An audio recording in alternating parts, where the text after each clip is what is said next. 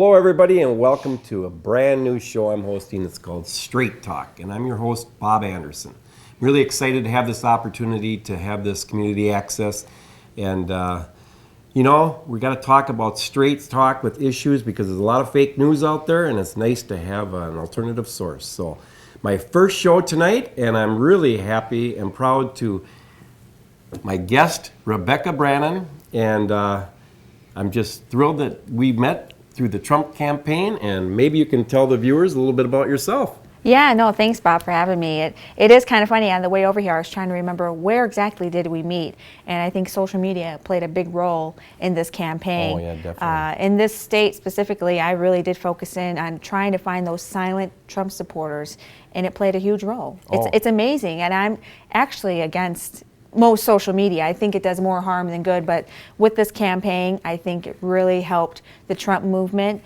and overall connecting people that otherwise were silent in this state. Yeah, I mean, I met you boarding the Trump train way back. We had some little group gatherings because the Trump campaign really didn't have a whole lot going on in this state. So it was really a grassroots and a ragtag bunch of people like ourselves. But my God, that train ride was the most wild and fun train ride I've ever been on. And that's where I met you, and we were caucusing to become delegates, right. And you carried through. And why don't you tell us you ended up going to Cleveland for the Republican National Convention? I know, it's been a roller coaster. So it did begin for me March 1st, essentially. Yep. I knew caucusing was important. I had never caucused before. I'm not sure, have you? No, I had never prior? had till Okay. this time. So, like you, it was the first time going to caucus night, and then you do your thing there, and then they started tossing around this delegate word. Well, what is a delegate? What does a delegate do? And I found out it went on to your Senate district, and then from your Senate district, your congressional district, and then, trying to go to the RNC. Yeah. So I was able to go through. I was very close at getting elected at our CD3. Yep. I'm in CD3. Unfortunately, it was back and forth rule changes, and I learned very quickly the dynamics of the party and how voting works and sessions go. And from there, our state convention in Duluth. Yep. Were you there? Yes, I was. I saw your speech, and I was proud that you made it because you really worked. Thank you. Really worked. Well, my heart was racing. I was a first timer, and obviously there were other people who had been around in the party and name recognition. But I made those flyers and gave my same speech I did at CD3, and lo and behold, I got the second highest votes. So I was astounded and honored that people did want to send me to Cleveland, and went to Cleveland, and that was an experience itself. Well, I was sitting in the audience. I lost my delegate status. I caucused for Donald Trump. I went in there. I was in Bloomington. I was in the CD3 at the time. Okay. And I was, all excited to caucus for the first time, and I was going there to speak on behalf of Donald J. Trump, and I got up there, and everybody in the room was for Rubio. I was shocked because I had never been part of the Republican Party before. I never had any interest in becoming part of it until Trump. So I was coming in there thinking there'd be a lot of Trump people, this is great. Oh, really? And it was all Rubio. I'm like, oh my God, no wonder we haven't been getting anything done in this state. Well, I knew going into my caucus there was not going to be a lot of Trump support. I didn't know where they would end up, but obviously you found out this state overwhelmingly wanted Rubio. Yes. And I think a lot of that plays into the fact that you think about our state party, and our state is they call us Minnesota nice, right? Yeah. Right. We are rather passive aggressive, and somebody like Donald Trump is too abrasive. Yeah. Is too mean. It's totally different with the culture between that New York style and Minnesota nice. So I knew going into it, people weren't going to gravitate towards Donald Trump, and I knew we had a long road ahead of how do we bring the people down to realization that Donald Trump isn't as bad as the media especially portrays him. Exactly. And somebody like Rubio, I think this state, it didn't surprise me. They wanted somebody young, I'm sure, and we have this desire to change our party and bring new dynamic to it. So Rubio would have been that young, fresh face, and not only that, but bringing diversity to the party, which we do need. Oh, yeah, definitely. So it wasn't a surprise to me, but no, I was the only one up there caucusing for Donald Trump. Well, I like Marco Rubio. I mean, he's a great guy, but to me, he was the equivalent of Barack Obama for the Democrats. That junior senator. Exactly. Young. No experience in the real world. That's what I really liked about Donald Trump, because I think I've been wanting all my life in my adult life, to get a private sector person in there. Some people would argue that Donald Trump had no experience in government. Exactly. That's what I was looking for. Right, yeah, right. No, he has a track record Yeah. of long success. He's an executive at over Oh, my 500 God. companies. And it's not just The Apprentice. I've No, known I about, never even watched any of that. Right. Yeah. Everybody knows who Donald Trump Yeah. was, even with or without The Apprentice. Yeah. So I thought he was the only candidate that could take us to a win in November. And you were spot on. I thought so too, but people thought it was crazy saying it. So you ended up going to Cleveland. What was that experience like?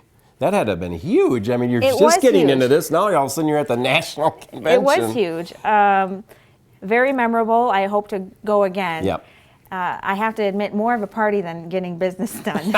Yeah, well, that's what And then I said to myself, well, no wonder we don't get anything done. Government, they're always partying.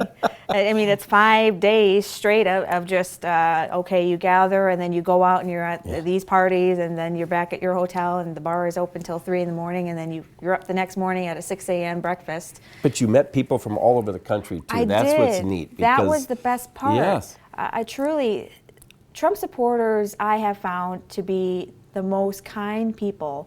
I have met so many friends through this campaign. I mean, have you and too. I, for instance. Oh, I know. I would have I never know. known you. And the group that we have, there's a lot of great people. Oh, they are Oh good- my God, I've got good all new friends. friends because I really don't do a lot socially. You know, I work a lot, but I've got a lot of new friends. I love it. You know, Right. and we're all so excited because it actually happened.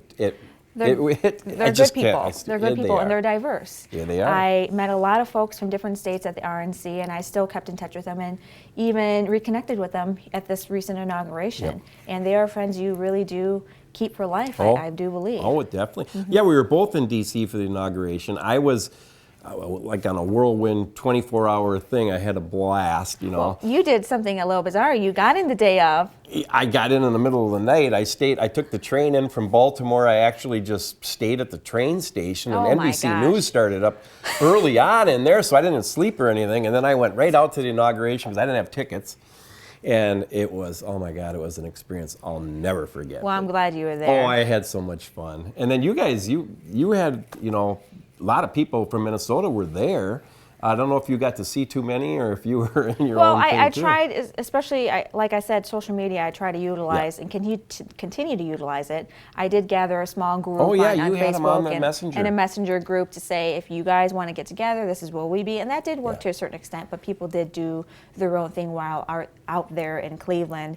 And no, it was a good experience. But I did find a statistic that KSTP was reporting on it, and I never was able to find up on it.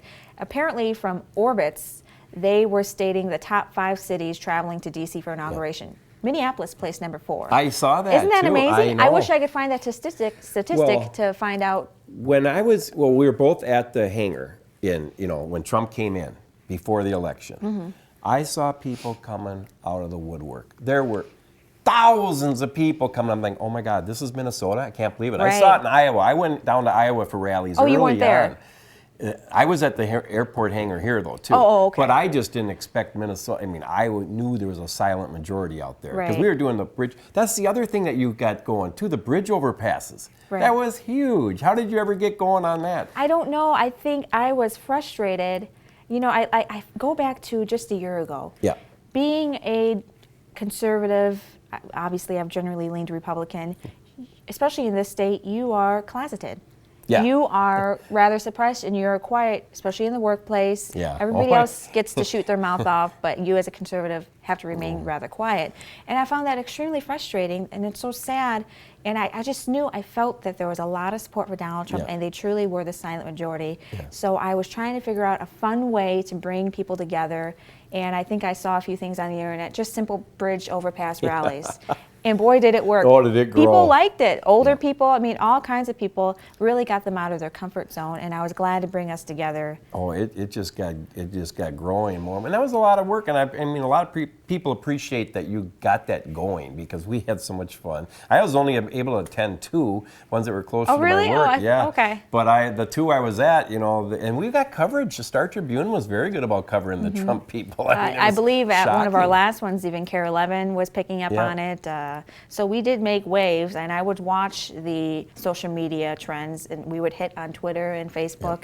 A lot of agitated people, angry. Oh, yeah. But hey, we were doing our job. We were showing that we existed in high numbers. I don't know when I was having more fun. The truckers honking big for us, or these other people flipping me off. You know, it's like, yes. Well, I mean, everybody was involved, and we were all having fun. And for me, going after work, I was blowing off steam, and I was just like, yeah, you know, it was that's a great. blast. And that's what I wanted to do. I wanted other people to feel like they had an outlet. Right. You know, it did. When It you're did serve especially for at the that. workplace and you're quieted, you had a place to go. Yeah, we were having fun. You had a place to Well, go. I know that you're involved now in the party. So am I. I mean, I really want to help shape the future of the Republican Party in our state, because I think we do need a new direction. We got a lot of Trump people that are sticking with it now, and you are involved. And what's the next move on the table now? We got conventions coming up. Right. Well, I'm rather new to it, but it seems that where we're at right now is now inauguration is over. Locally, you have your Senate districts coming up, and that is just a convention, and they're looking for delegates to the state committee. Yeah. And the state committee is the group that chooses your state chair, your secretary, and so those conventions will be coming up, and they will be taking place, I believe, from end of January through early March. It depends on where you live. And there's a race for the new chair, because Keith Downey's stepping down. Yep. So there's already a couple that have thrown their hat in I the believe ring. 4 names to my mind. We have Chris Fields, who's currently the deputy chair, and Jennifer Carnahan, Yep. who ran in a district in Minneapolis, fabulous. Yep. Then we also have, Rick Rice, who's currently our national committee man. That's right. And then the fourth Han. one. Oh yes, David Han. Yep. So He just heard him today. a lot of good people. Yeah. A lot of good people. That's going to be an interesting race. I mean, it's good. It'll be, Keith, I thought, he was fine, but it's nice to have some new leadership now moving forward, especially with the new Trump people in and everything. And Right. I love the fact of yourself in this party, young, diversifying this, and you got a new outlook by a Trump supporter. I love the Trump supporters. I was taking names of the ones that were running away from Trump because I was new to the party.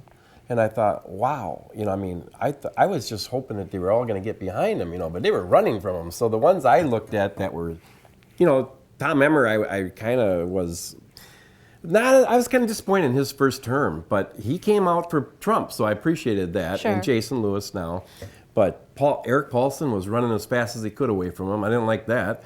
And so I'm kind of looking to see which direction we're going to go in this state, because we can take the state. We can take the governor's race. I know, and that'll be popping up pretty soon. Yeah. There's one individual, and I don't want to mention his name because I'll leave that to him, but they will be announcing running for governor. So very quickly here, we will be in the governor's race. And I definitely. think it's very important for us to use that Trump momentum. Yeah. And with that, I think that means the GOP has sadly failed at messaging. Oh, and not just in our state. Overall, we've allowed the DFL to label the GOP folks as racist. Yeah. They are very good at messaging. Right. Even President Obama was very good. He was smart enough to go on the TV.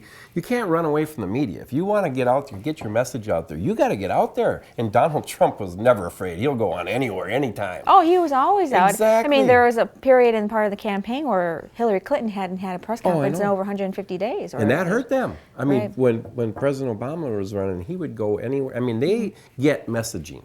At least she didn't. Right. But it's tough to sell what she was selling. But Donald we Trump have to be able to counter the messaging, because the Democrats are really, especially because of Trump, are going to, oh my God, we're going to be labeling us as everything under the sun. But we got to be right back countering it. And we need that messaging, and that's what we're going to have to be on top of. Well, he's in office, and that's one thing, and we've reached that goal, but we really do have to stand behind him as a people, and that's where I do believe it's important to get involved in GOP locally. The GOP, I think, has this reputation of being an exclusive club, and it's not the case, and that's where we have failed on messaging. Anybody can be a part of the GOP, and it's free. It doesn't require a lot of time, but it does make a significant difference. Oh, and there's a lot of great people. I'm hoping to attract some more moderate Democrats, common sense Democrats. Sure. I consider myself a common sense conservative. Sure. And I think a lot of them are kind of frustrated that the party has gone so far to the left, and they've really forgotten about the average working class. They're all about classifications of people. That's not what it's about. And Trump really put America first, and we need to put Minnesota first. And if it's going to be some attracting the Democrats come over to our side, because a lot of union support was for Trump.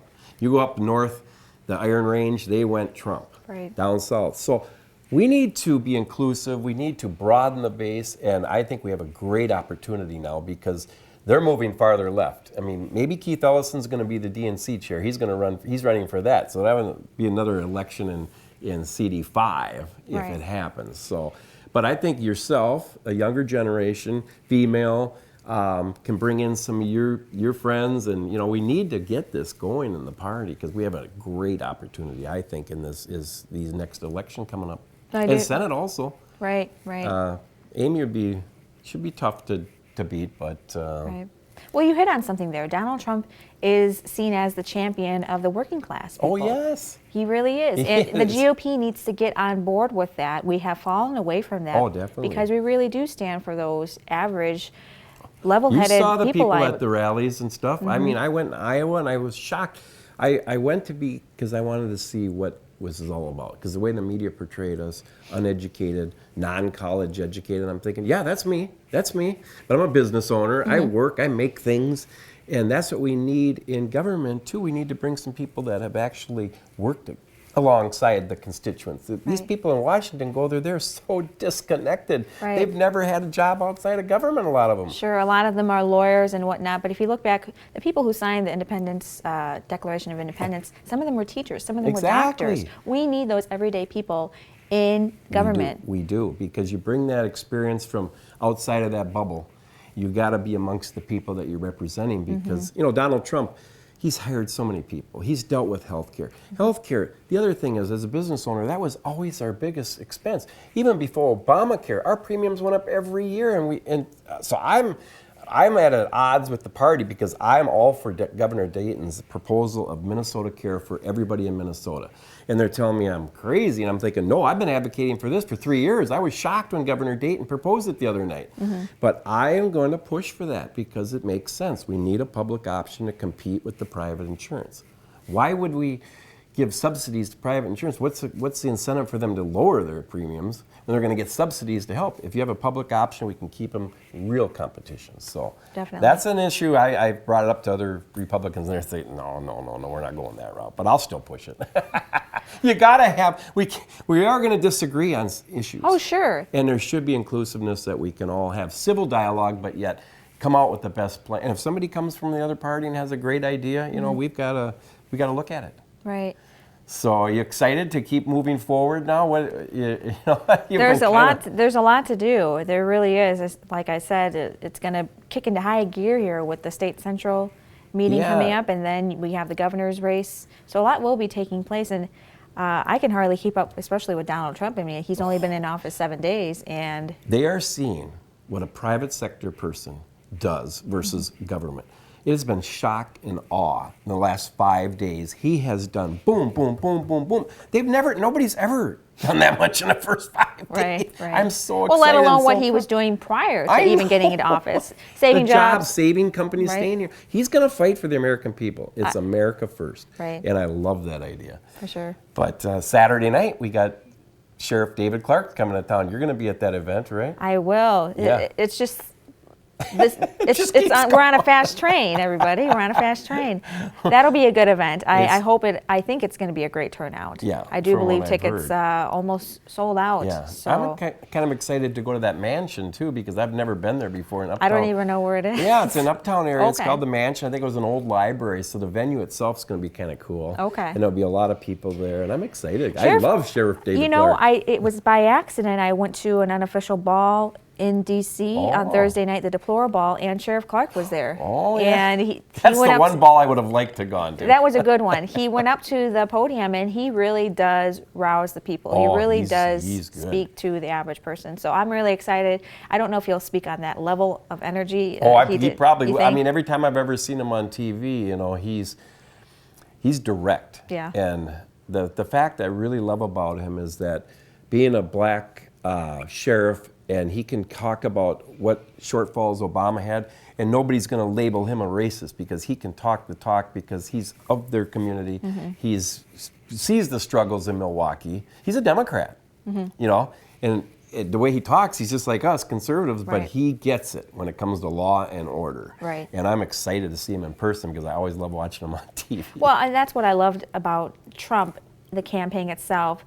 it wasn't necessarily I was aligning with him because of being a Republican. No, I consider him an independent. That's why I'm so excited. I do too. I do look back in retrospect wondering if he had run independent, would it have worked? I don't know. I think he was smart enough because I ran as an Independence Party candidate, and it's so difficult. Yeah. Now, he had the advantage of having the name recognition, the money, and he's just a unique It would be individual. interesting to wonder how that would have turned out, because I do wish he, in a sense, ran as independent. Oh, that's what I was hoping for. I did not vote for him because he was a Republican. No, me either. And No. I loved all the people he brought together. They weren't your average Republican. Well, look at you and I. We're both brand new to the Republican Party, and we came because of Trump. Right, You know? right. And look, I tell people this. I was telling them up in Duluth at the state convention. I'm new to this. I only came because of Donald Trump. They go, really? Well, he's shaking up both the party that's system. what I love. Two parties are being shaken up by him. He's America first. He's not Republican first. He's No. America first, and that's what we really need. That's what we've been lacking. Well, I wish almost that the opposition would see that, especially the Democrats and the protesters. They need to wake up and realize he's really a moderate, if you think about it. He was a Democrat as much as he was a Republican. Sure, and everybody grows. Yes, exactly. And, if anything were to happen to him, Pence, I would think they need to be worried about. Pence is the hardcore conservative in the ticket there. And I mean, I just hope and pray that things go positive so people will see that and will come together. Because this is the most, I'm a lot older than you. This is the most divided I've ever seen our country, especially with the relations between the police and, the communities. I've never seen this before. And all the stuff that we had going on with Black Lives Matters, the protests, and not being shut down, and stopping the freeways, and stopping the mall, and stopping the airport.